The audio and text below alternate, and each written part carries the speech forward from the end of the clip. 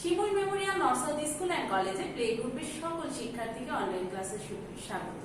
ছোট সোনামণিরা, আপনাদের সাথে আমি আছি আজ জিনিয়া খানম মনি, প্লে গ্রুপের শ্রেণী শিক্ষক।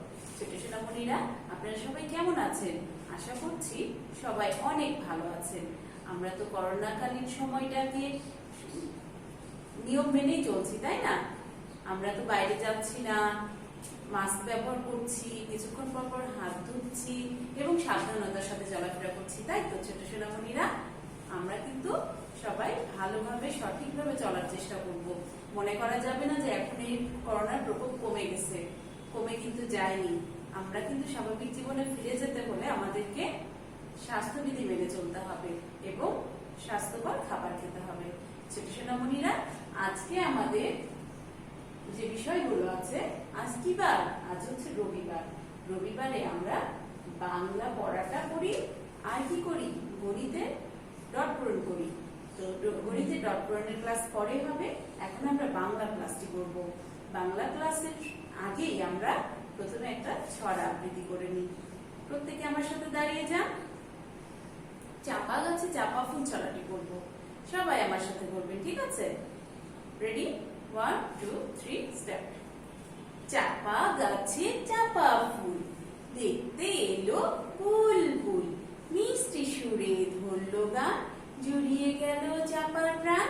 কি ছোট সোনামণিরা, মজা লেগেছে? আমরা আরেকবার বলি। চাপা গাছে চাপা ফুল, দেখতে এলো বুলবুল, মিষ্টি সুরে ধরলো গান, জুড়িয়ে গেল চাপার প্রাণ। কি ছোট সোনামণিরা, আশা করছি আপনাদের সবার অনেক ভালো লেগেছে। এবারে আমরা বাংলা পড়ায় চলে যাই। দেখি তো আজকে বাংলায় আমাদের কি আছে। চলুন মূর্ধন্য ষ ব্যঞ্জন বর্ণটি দিয়ে দুইটি শব্দ একটি ছড়া শিখে নিই।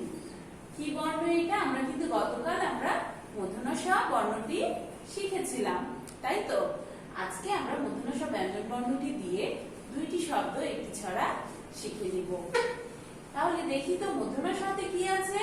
মূর্ধন্য ষতে ষাঁড়, মূর্ধন্য ষতে ষাঁড়, মূর্ধন্য ষতে ষড়ঋতু, মূর্ধন্য ষতে ষড়ঋতু, মূর্ধন্য ষতে ষাঁড়, মূর্ধন্য ষতে ষড়ঋতু। ষাঁড় তো আমরা চিনি, তাই না? ষড়ঋতু বলতে কি বোঝাচ্ছে বলেন তো ছোট সোনামণিরা? আমাদের দেশে কিন্তু 6টি ঋতু। এই 6 ঋতুকে কি বলা হয়? ষড়ঋতু বলা হয়। তাহলে মূর্ধন্য ষতে কি কি বর্ণ শব্দ শিখলাম আমরা?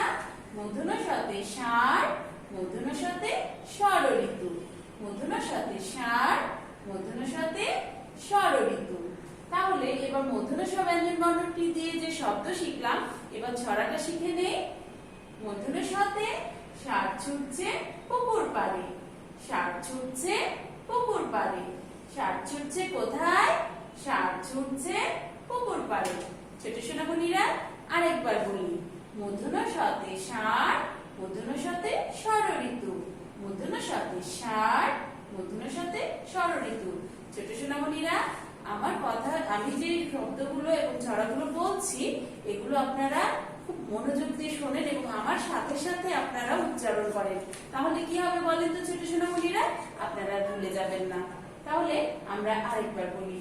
মূর্ধন্য ষতে ষাঁড়, মূর্ধন্য ষতে ষড়ঋতু। এবার ছড়াটা আরেকবার বলি, আমার সাথে কিন্তু বলবেন। মূর্ধন্য ষতে ষাঁড় ছুটছে পুকুর পাড়ে, ষাঁড় ছুটছে পুকুর পাড়ে। মূর্ধন্য ষতে ছড়াটা কি শিখলাম? ষাঁড় ছুটছে পুকুর পাড়ে। কি ছুটছে পুকুর পাড়ে? ষাঁড় ছুটছে পুকুর পাড়ে। ষাঁড় ছুটছে কোথায়? ষাঁড় ছুটছে পুকুর পাড়ে। ছোট সোনামণিরা, বাংলায় একটি পোকামাকড়ের নাম শিখেও শিখিনি। এই পোকামাকড়টা কিন্তু আমরা ইংরেজিতে শিখেছি, আশা করছি আপনাদের মনে আছে। আজকে আমরা বাংলায় শিখে নেই। এই পোকামাকড়টার নাম হচ্ছে আরশোলা। এই পোকামাকড়টার নাম কি? আরশোলা। তাহলে আমরা যে পোকামাকড়ের নাম শিখলাম সেটা কি? আরশোলা। কোথায় থাকে আরশোলা?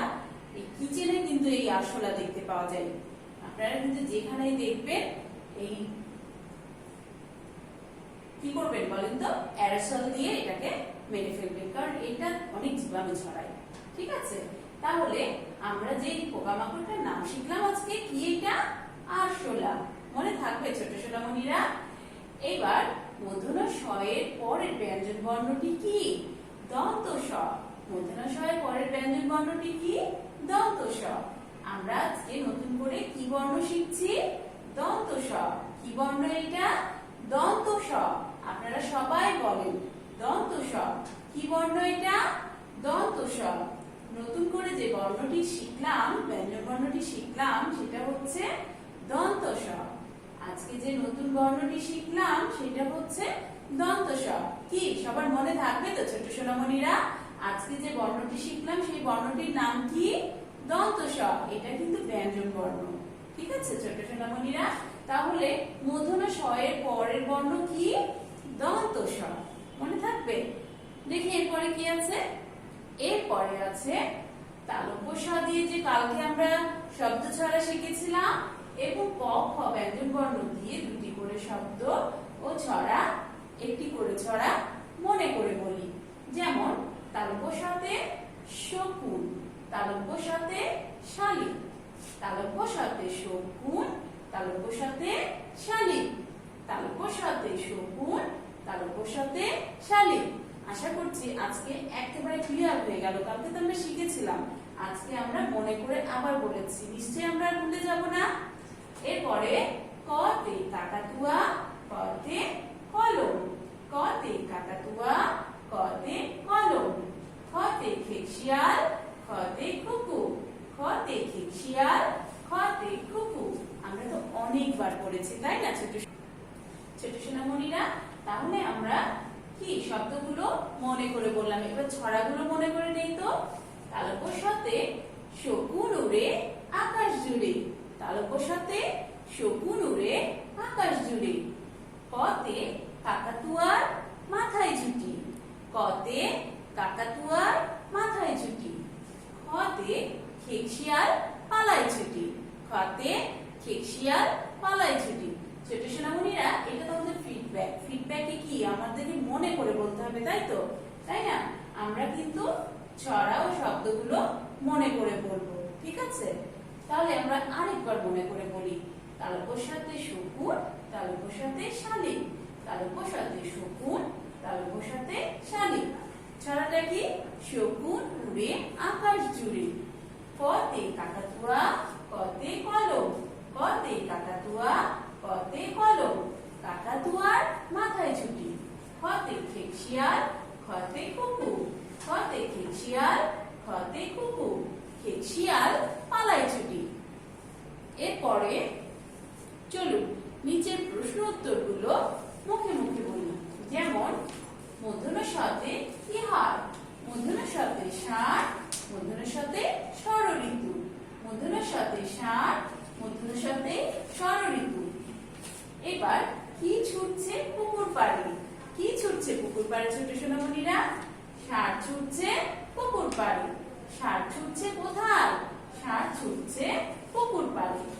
এবার অন্তঃস্থ জ থেকে মূর্ধন্য ষ পর্যন্ত ব্যঞ্জন বর্ণগুলো মনে করে বলি। মনে করে বলি তাহলে। অন্তঃস্থ জ, র, ল, তালব্য স, মূর্ধন্য ষ। আপনারা আমার সাথে কয়েকবার বলেন। অন্তঃস্থ জ, র, ল, তালব্য স, মূর্ধন্য ষ। আরেকবার। অন্তঃস্থ জ, র, ল, তালব্য স, মূর্ধন্য ষ। আরেকবার। অন্তঃস্থ জ, র, ল, তালব্য স, মূর্ধন্য ষ। কি ছোট সোনামণিরা, মনে হয়ে গেল না সবগুলো পড়াগুলো? এবারে আমরা কি করবো ছোট সোনামণিরা? যার যতগুলো খেলনা আছে সবাই বের করে নিয়ে একটু মজা করে কিছুক্ষণ খেলাধুলা করি। তো আজকের মতো এই পর্যন্তই। সবাই ভালো থাকবেন, সুস্থ থাকবেন। ধন্যবাদ সবাইকে। আসসালামু আলাইকুম।